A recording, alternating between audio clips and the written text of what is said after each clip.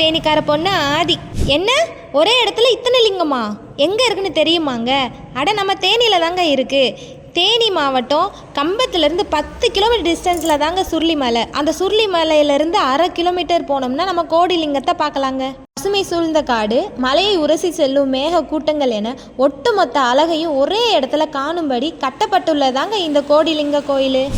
சிவனை மனதார வேண்டி அன்னமிட்டா கோடிலிங்கத்தை வழிபட்ட பலன் கிடைக்கும்னு சொல்கிறாங்க. இத்தனை லிங்கத்தையும் ஒரே இடத்துல கண்டு தரிசிக்க முடியுங்க. அப்படிப்பட்ட இடம் எங்கே இருக்குன்னு தெரிஞ்சுக்கலாம் வாங்க.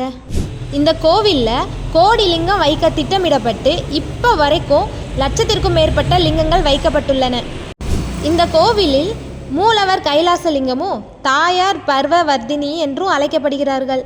இந்த கோவிலில் 1,00,000க்கும் மேற்பட்ட லிங்கங்கள் இருக்குங்க. எதிர்காலத்தில் கோடி லிங்கங்கள் பிரதிஷ்டை செய்வதற்கு சுவாமிமார்கள் திட்டமிட்டுள்ளனர். பக்தர்கள் தங்கள் பிரார்த்தனை நிறைவேறினால் லிங்கத்தை அவர்களே வாங்கி பிரதிஷ்டை செய்ய கோவில் பூசாரிகளிடம் கூறுகின்றனர். கோவில் வளாகத்தில் ஒரு நவபாஷண லிங்கமும் 72 அடி உயர தியான லிங்க கூடமும் உள்ளன. இதன் உட்புறத்தில் தியானம் செய்ய மண்டபமும் அமைக்கப்பட்டுள்ளது. சுருளிமலை அடிவாரத்தில் அமைதியான சூழலில் அமைந்துள்ளது இந்த கோடிலிங்க கோயில். மன அமைதி தரும் இடமாக மாறி வருகிறது. இந்த கோவிலின் வரலாறுன்னு பார்த்தீங்கன்னா, ஒரு மாடு மேய்ப்பவர் கண்டறிந்த இடத்தில் அவருடைய பசு தொடர்ந்து பால் பொழிந்ததால் அங்கு சிவபெருமான் தோன்றினார் என்பது இக்கோவில் தோன்றியதற்கான வரலாறு. இந்த கோவிலில் அதிக அளவில் வன்னி விருட்சங்கள் காணப்படுகிறது.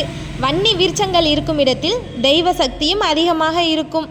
இதுபோல கோவில் சம்பந்தப்பட்ட வீடியோக்களை காண்பதற்கு ஆதிரை சேனலை சப்ஸ்கிரைப் பண்ணுங்கள். தேங்க்யூ.